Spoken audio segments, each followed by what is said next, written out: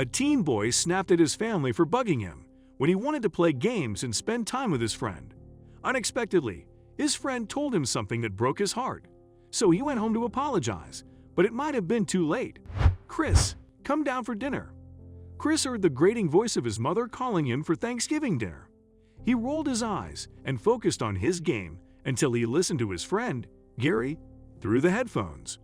Before we continue, please take some time to subscribe to Dailydose, like, and share this video with your friends. It might brighten their day and inspire them to do good. Also keep watching because an important lesson awaits at the end of the video. "Hey man, I understand if you have to leave for dinner," Gary said. "No way. Let's keep playing," Chris refused, pushing the buttons on his controller excitedly. However, his game was interrupted by his mother, Suzanne, who burst through his door. "Young man, I've been yelling at you for 10 minutes already. Come down for dinner right now, or we won't leave anything for you," she said, her hands on her waist. "Whatever, I'll eat grilled cheese later," Chris scoffed, not even turning to look at her. "Are you serious? Chris, it's Thanksgiving. Turn off that game and listen to me," Susan said, but her son ignored her, so she took the controller off his hand.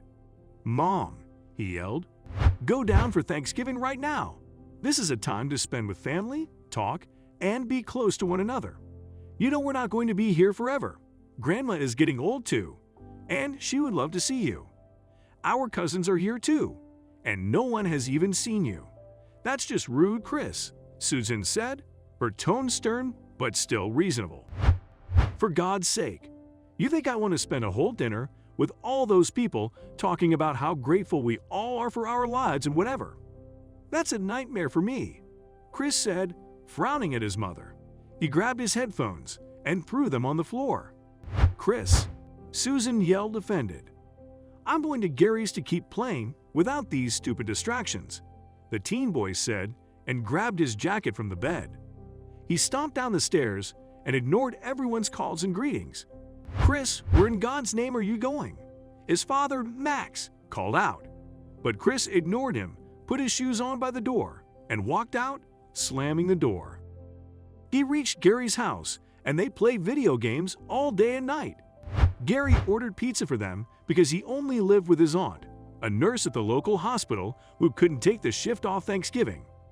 Gary didn't mind because she was not exactly the most nurturing person or a good cook. Additionally, it was just the two of them. "Hey, are you sure you don't want to return home? I bet your mom saved you some dinner, and she's a great cook. I tried her cupcakes at the bake sale, and they were the bomb," Gary suggested when he hung up the phone with the pizza place. "Nah man, pizza sounds awesome, and I'd rather spend time here than with my nagging mom and dad and my grandma. Worse, my aunt is all about family and babies and stuff. It's so stupid." Chris shook his head and continued playing, not realizing his friend was frowning in disapproval. Christmas time arrived earlier than expected. Unfortunately, Gary's PlayStation died for some weird reason, and he took it for repairs. But that meant Chris didn't have his buddy to play with online, so he had to invite him over on Christmas Day. "I warn you, my mom is going to nag and interrupt and everything else, so just ignore her and you'll be good," Chris said as they arrived at the house. "Okay," Gary shrugged, although he had Chris' mother several times, and she had always been a lovely lady. "Hey guys, Gary, I'm glad you came. You guys can make gingerbread cookies with me. Wouldn't that be fun?" Susan turned as the boys entered, shaking the snow from their shoes and taking off their jackets. It was a typical Christmas day in their town in Wyoming, and the idea of gingerbread cookies sounded fantastic to Gary, who had not spent a proper holiday with family in many years. He smiled and was about to say yes when Chris spoke up. "No way, Mom! We're not here to bake. I told you Gary came here to play games. Let's go, man," Chris said, and Gary's shoulders hunched because he couldn't tell his friend that he wanted to bake with his mom. That would be weird, right? He thought and went upstairs with his buddy. They sat down on his floor, started the game, and spent hours on it. However, Gary was still happy. The house was slowly permeated with the smell of cookies in the oven, which was terrific. A few hours later, Max knocked on the door and came inside. "Hey guys, a fresh blanket of snow just fell, and I was wondering if you guys would like to go sledding outside," Chris's father asked, smiling in joy. Gary's eyes widened in delight, and he nodded, but Chris grumpily shook his head. "Dad, I told everyone we would be playing games all day. Who wants to go outside, get wet, and play like little kids? Right, Gary?" He looked to his buddy for reassurance, but Gary could only shrug. "Chris, you're missing out on the best time in the world. My brothers and I went sledding all the time, and it's some of the best memories we have ever had," Max added, still cheerful while trying to make them excited about playing in the snow. "We said no, Dad. Geez, you're so embarrassing," Chris snapped, turning back to the screen. Gary had no idea why his friend was speaking to his parents like that. They had not nagged them all afternoon despite being cooped up in this room for hours. They were both incredibly nice, although Chris spoke to them like trash, and he couldn't believe it. However, Chris's words finally made Max frown. "You're going to spend the rest of your life on that machine? That's fine by me. But you're alienating yourself from this family and treating us like nothing, even in front of your friends. Your mother and I are nothing but nice to you. And yet, you snap and sulk and mop," Max began, but Chris sighed heavily, interrupting his dad. "Oh God, spare me the stupid lecture about family and whatever. I don't care. The moment I turn 18, I'm out of this house," Chris said scornfully, his nose scrunched and his forehead wrinkled. Gary stayed quiet through the exchange, but his friend's father seemed to have had enough. "You know what? I'm taking that PlayStation away. You can leave and do whatever you want at 18, but you're getting out of this room and helping your mother clean up the kitchen. You can't speak to me like that. I am your father. I at least deserve your respect." Max spoke loudly and sternly. Chris threw his controller at the wall, and Gary would be surprised if it didn't break. "Come on, man," his friend called, and they exited the bedroom. "Where are you going? You're not leaving this house," Max shouted, but Chris walked faster and faster downstairs and toward the door. Gary just followed numbly and put his shoes and jacket back on. "What's going on?" his sweet mother asked, looking between her husband and son. "I'm leaving because Dad said we have to leave the room. But that doesn't mean we have to play with you in the snow. Let's go, Gary," Chris responded angrily, and they went out the door. The two teens walked around, and Gary wanted to say something but had to listen to Chris ranting about his parents for minutes and minutes and minutes. The conversation, and although Chris was his friend, Gary couldn't understand where all this anger came from. "Can you believe them?" Chris asked, finally shutting up and looking for Gary's opinion, but mostly for his agreement. "Well," Gary sighed. "Actually, Chris, I couldn't believe you." "Me?" his friend asked, shocked. "Yeah, you. Man, your parents are so nice. Your mom literally just asked you if you wanted to bake cookies with her, and you acted like she was asking you to give up your kidney. What was so wrong with her question?" Gary continued, his shoulders going up. Well, I don't know," Chris said, stumped. "And then your dad asked if you want to go sledding in the snow. Man, I thought I was dreaming. Your parents are offering you a Christmas card kind of life, and you just yell at them. The worst is that they barely get angry. I wouldn't dare speak to my aunt like that. She's not bad, but she's much stricter because she doesn't have much time to be around me," Gary explained, trying to make his friend see reason. "I wish I could live like you, always alone in your house. It's my biggest dream." Chris started losing his temper.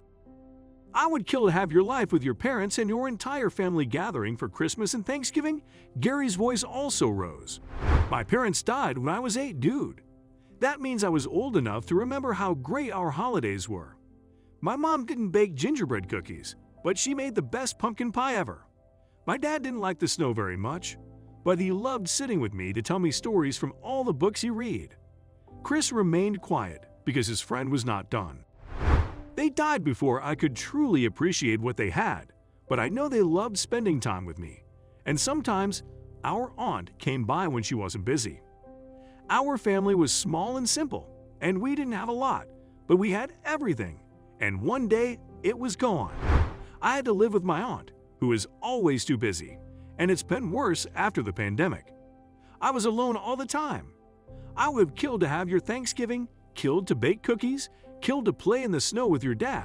You just yelled, treated them like trash, and acted like they're the worst thing to ever happen to you. Gary finished his rant with a red face and moist eyes, but he refused to let his friend see his pain. Chris was utterly frozen. His eyes darted around as he couldn't look at his friend, but he placed his hands in his pockets and quietly said, "I didn't know you felt that way. I mean, I know your parents died, but I didn't know that I was acting like this with my parents. I didn't realize." "Well, now you know.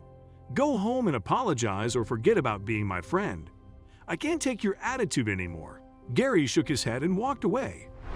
Chris watched as his friend's silhouette faded, and he stayed frozen until it started to snow again, so he decided to go home. Surprisingly, no one was there. "Mom! Mom!" he yelled, but no sound came. Suddenly, the house phone rang, and he answered it. It was his mother with some news that almost stopped his heart. "Chris, your father collapsed when you left. I had to call 911 and come with him in the ambulance. You didn't take your phone. We're at the hospital. Use my credit card to call an Uber and come here? I mean, if you want," Susan said and hung up. Chris closed his eyes as he set the phone down. He hated that his mother thought he wouldn't want to be there for his father at the hospital, and he realized that Gary was right. He treated his parents like trash, so why would they want him around? But he grabbed his phone, called a taxi, and rushed to the hospital. Luckily, it was nothing major. His father collapsed from some stress, and Suzanne and Chris breathed sighs of relief. Max was discharged the next day, and he seemed perfectly healthy once again. When they got home, Chris ran to his father, hugging his waist and crying his eyes out. He cried like he hadn't since he was very young. His sobs rocked their bodies powerfully, and Susan's eyes watered immediately at the scene. She got closer and joined their hug. "I'm so sorry, Mom. I'm so sorry, Dad. I'm sorry. Can we bake cookies and go sledding soon? Can we have another Christmas dinner? Please, I'll do everything. I'm so sorry," Chris finally uttered when his sobs stopped. His face was wet and dirty, but he didn't care. "I'm so glad you're both fine. I'll be a good son, I promise."